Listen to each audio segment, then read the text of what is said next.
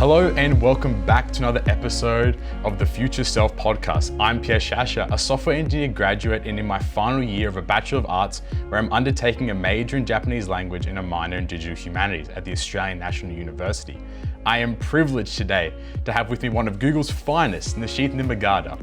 Nisheeth has been working at Google for over 5.5 years, with his current position being a senior analytical lead for the company. He's also the creator of the End-to-End podcast, which discusses trends in technology business.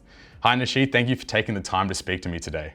Yeah, thanks for having me today. It's nice to meet you. No, it's nice to meet you too. I'm very excited. Like my dream job for a while, ever since I was a little kid, was to work at Google, and now I have the opportunity to talk to someone that's actually doing my dream job at the moment. So very keen to have a conversation today. That's awesome. And it'll be, over time, it'll be great to have you in the company. No, I appreciate it. Thank you.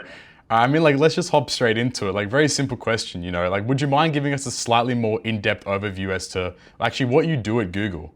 Yeah, sure. So I think that's a good question. I'll try to keep it as succinct as possible because we can get into the weeds of it and get lost. But if you look at Google's main core area of business, it's advertising, and they get a majority of their revenue from advertisers. Yeah. So the goal is to work with businesses and advertisers over time and make sure that they're getting a bang for their buck. So all the advertising money that they spend on Google's platforms is actually driving business results.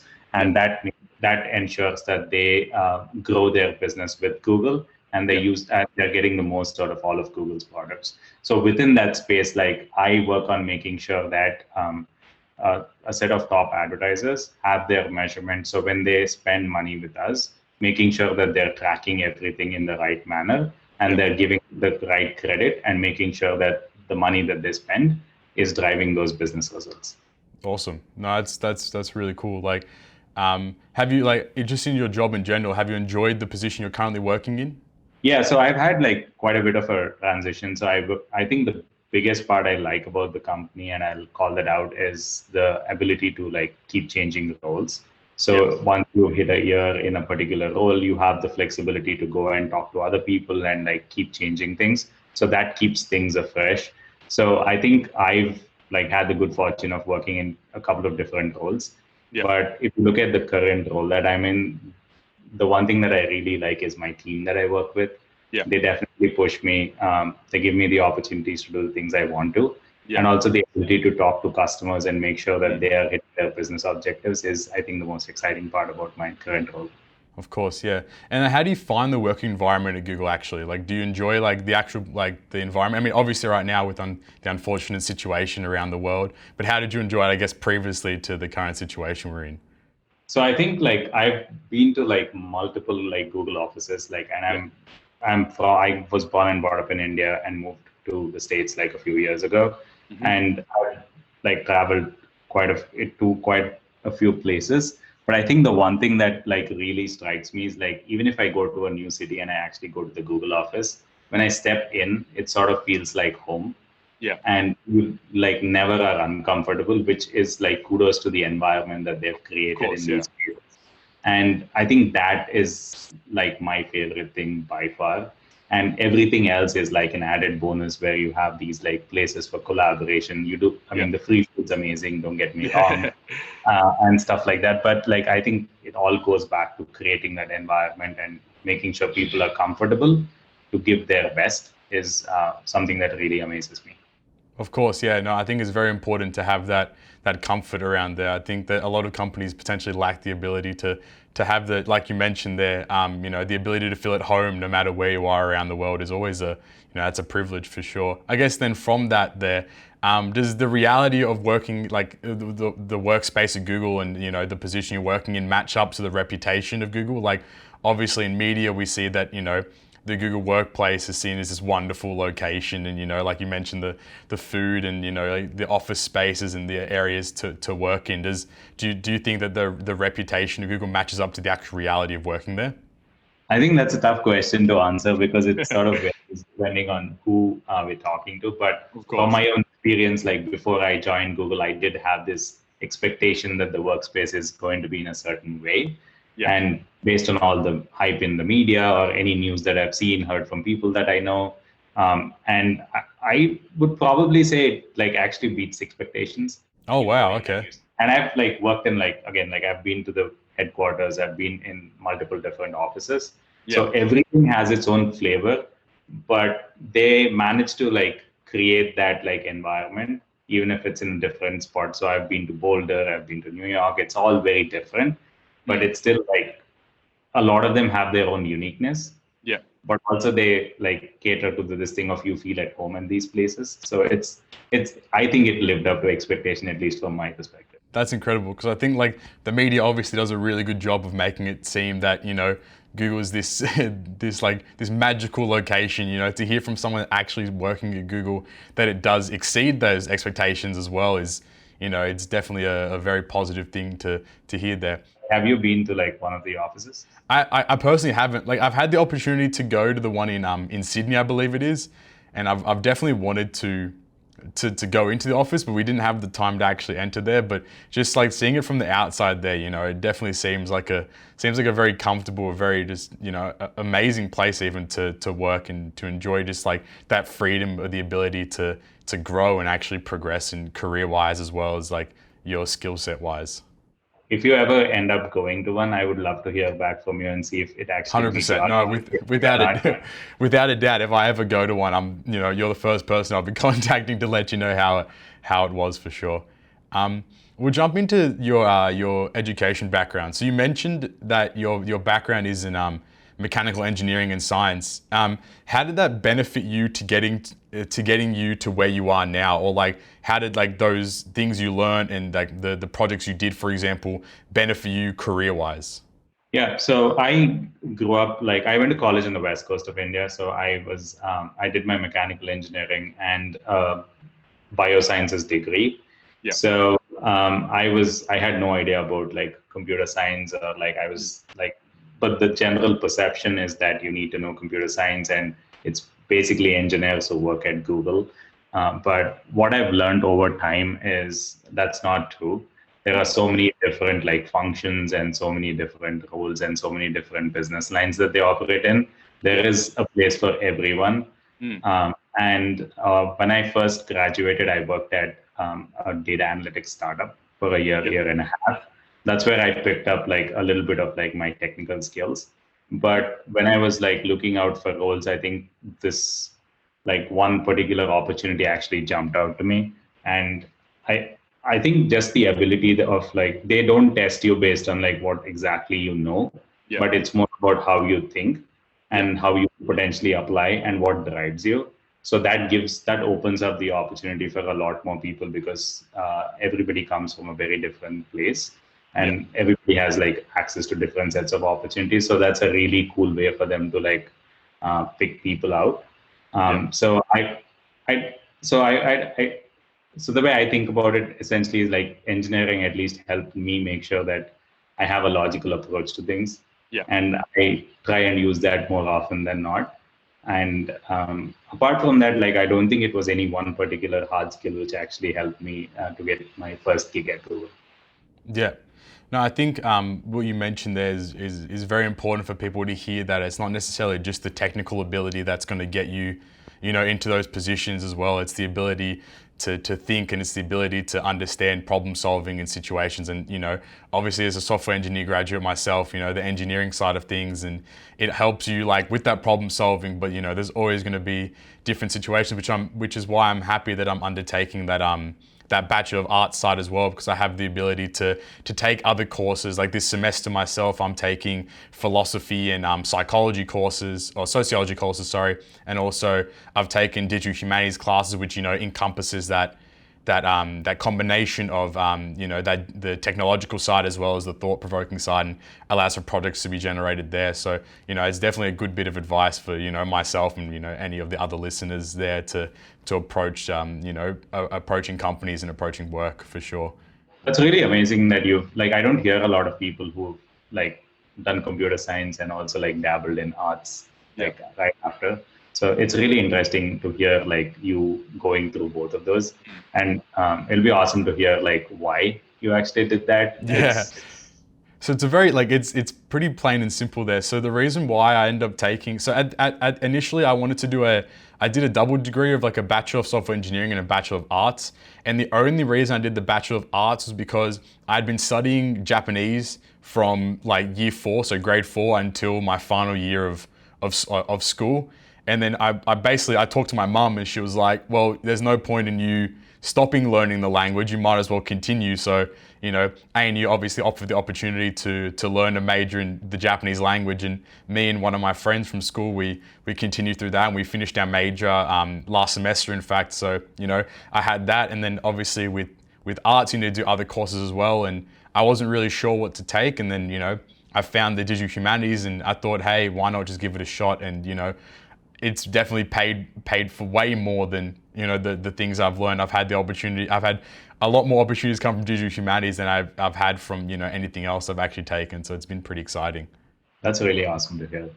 No, it's been really fun there for sure. I mean, you touched on it a little bit, but just like as the general perspective, obviously you mentioned that at Google, there's not necessarily like, you don't have to be mathematically focused or like a coding champion or whatever, but what kind of skill sets do you think are best suited for people that want to work at Google? I think, like I alluded to earlier, I think there are like tons of different functions and roles at Google, like right from like HR from a people focused role to a more like product focused role. There is an entire gamut. Yeah. So like, there are certain things where you might know, like it might be beneficial if you actually have a hard skill, like to get in and like sort of grow in that area. And there are a few other areas where like it's more like soft skills that you would need to be able to grow and like give your best. But I think if I have to take a step back and figure out, if I have to tell someone that these are the skills that will benefit you, I think it's a desire to grow.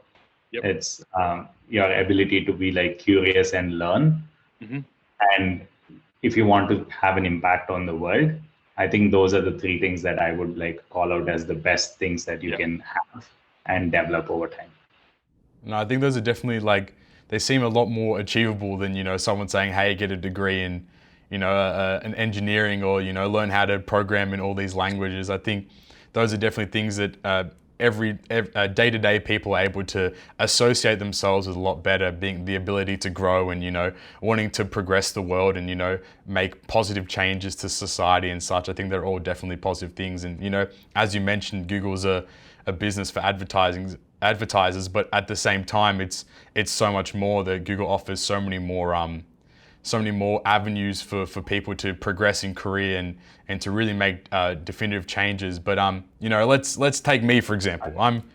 I'm just a regular student. I'm a graduate. I have a bachelor's degree. How would someone like myself, software engineering, some Japanese, digital humanities, how would I be able to lend myself to working at Google?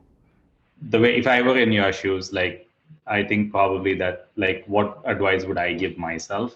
Yeah. Would be like, what is the particular area that I am interested in within Google that I would love to work on? Then I would look at where do these people sit and what area they're located in. And then like, how do I reach out to them to be able to understand if that is really something that you would want to do? Right. Because I'm a big believer that if you understand their day-to-day and what they exactly do, then you would be able to figure out whether you actually would fit in or whether you would be able to contribute and make that team grow as well. Yep. And you would like to be there. So I think identifying the area, figuring out who exactly works there, talking to them, networking with them, and then like making sure that you present yourself in the best possible light, which is once you get an interview, like how do you make sure that you are prepped so that you are not taken by surprise? You're not like surprised in the interview process, but you're well prepared. I think that 3 steps would be where I would like, that's what I would tell my own self. Yeah, for sure.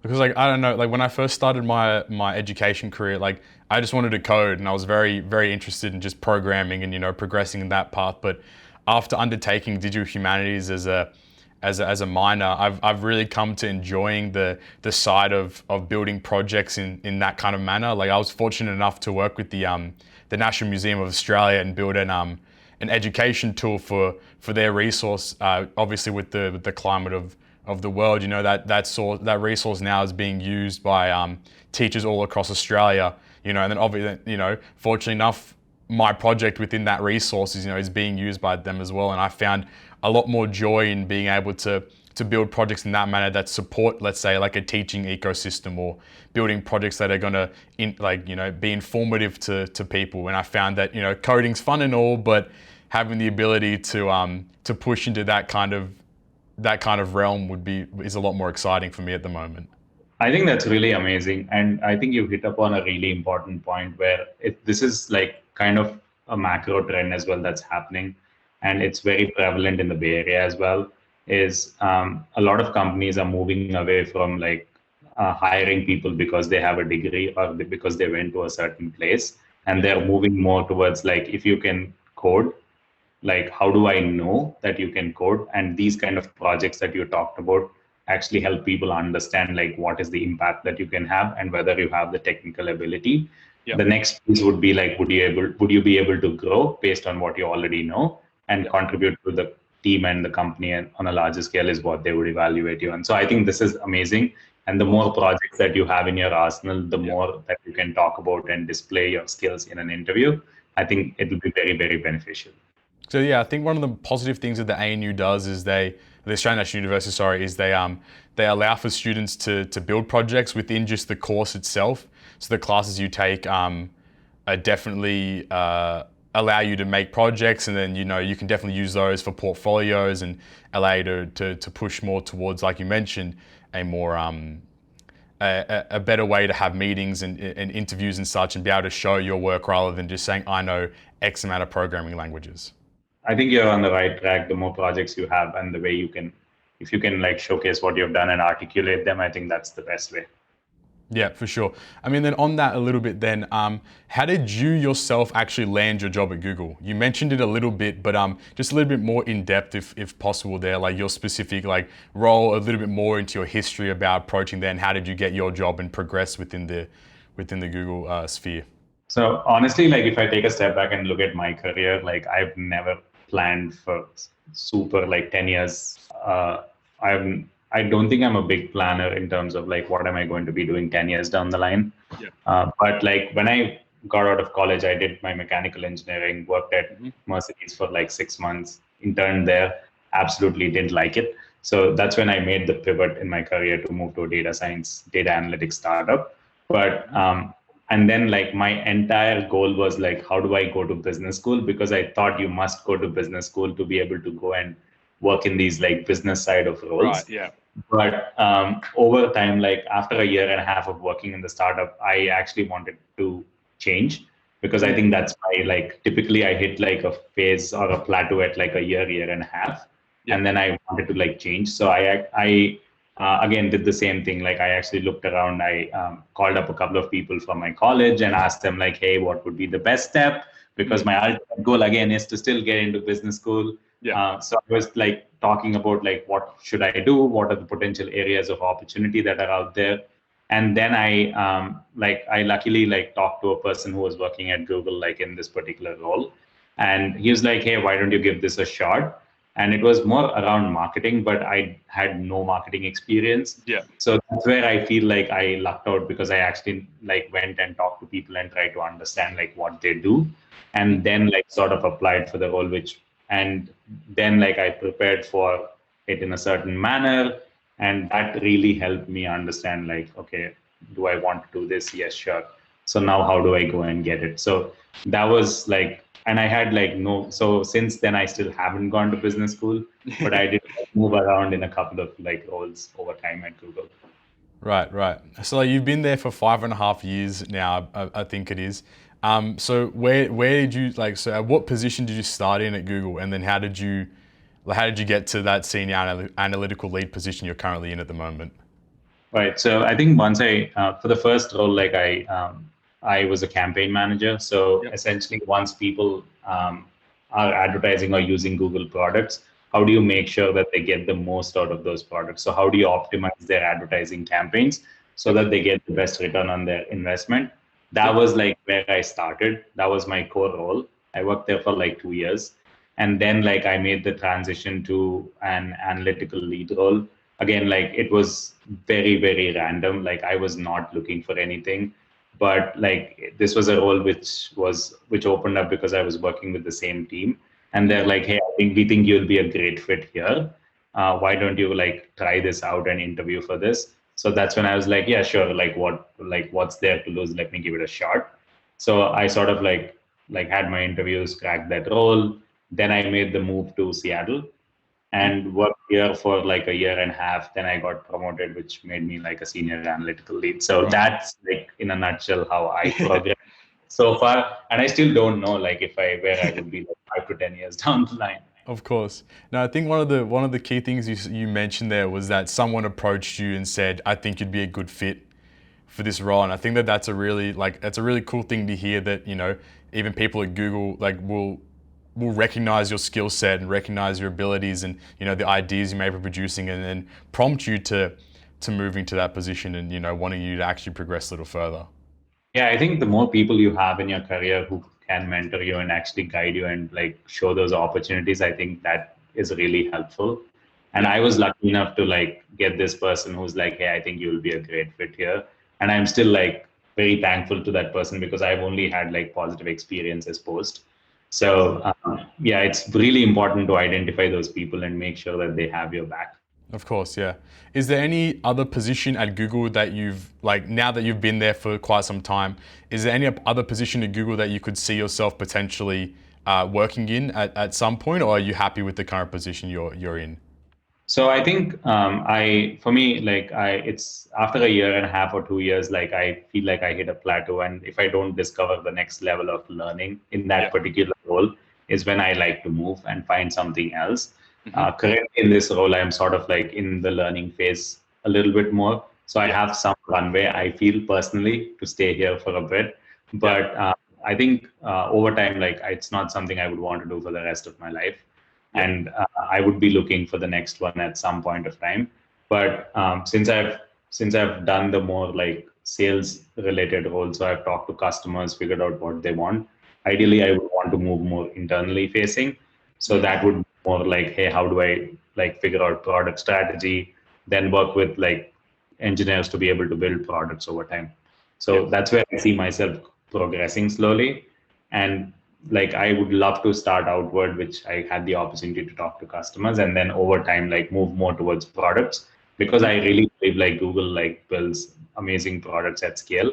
And while being at this place, I would love to learn how to do that, and selfishly, but I would love to move in that direction. No, I think it's a very positive thing you're saying, that like Google provides that platform for internal employees to actually learn and to want to progress themselves. And I think it's really cool to hear that you want to actually move towards something of your own volition, but at the same time you're gaining a lot of your skill set and a lot of your knowledge from the current position you're in order to make that next goal a reality. Absolutely. We'll jump into thinking about like your current what you're up to at the moment. You're at the moment you have a podcast for yourself. Like right now we're on the Future Self podcast, thankfully enough, hosted by the Australian National University. But you also have your own podcast called the End to End Podcast. Can you tell us a little bit about that podcast and what led you to start that in the first place? Yeah, sure. So when I moved to Seattle like 3 years ago, I was lucky enough to have a couple of people who I went to undergrad with in the same city. It was just like pure fortune that we ended up at the same place. So I used to hang out with this one particular friend who I used to host the podcast with. So we always like loved talking about like what if scenarios. So when we look at companies or like moves that people have made, so we love that. And then we used to like figure out, okay, what if they did this versus what if they did that? And then like think through those scenarios and talk about them. So we used to just like enjoy those conversations. So one fine day we were like, let's actually record it and see how it comes out to be. Of course, yeah. And we did it on a phone for the first episode. It's like the voices are so choppy and stuff, but we actually recorded it on a phone and like passed it on to a couple of friends, and they're like, oh, actually you guys should like, it sounds like you have something to say, which is decent.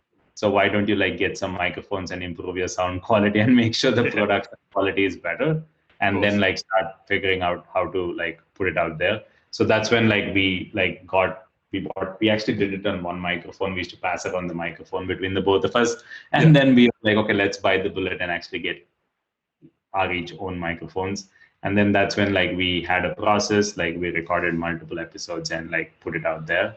My favorite part about the entire experience was like, one, you should like be brave enough to put your opinions out there. Of course, yeah. And like it was just like, it was one thing that I never felt was work, because I really enjoyed doing that.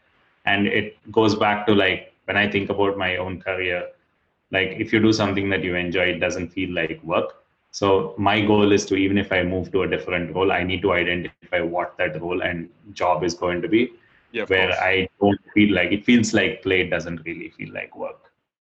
Wonderful. No, I think that's really cool. Like, you know, like obviously I would definitely say that, you know, your position at Google probably benefits you a lot within your podcast, I would assume there. So obviously it makes it for much better. I listened to a few episodes myself, and you know, I found it really enjoyable there as well.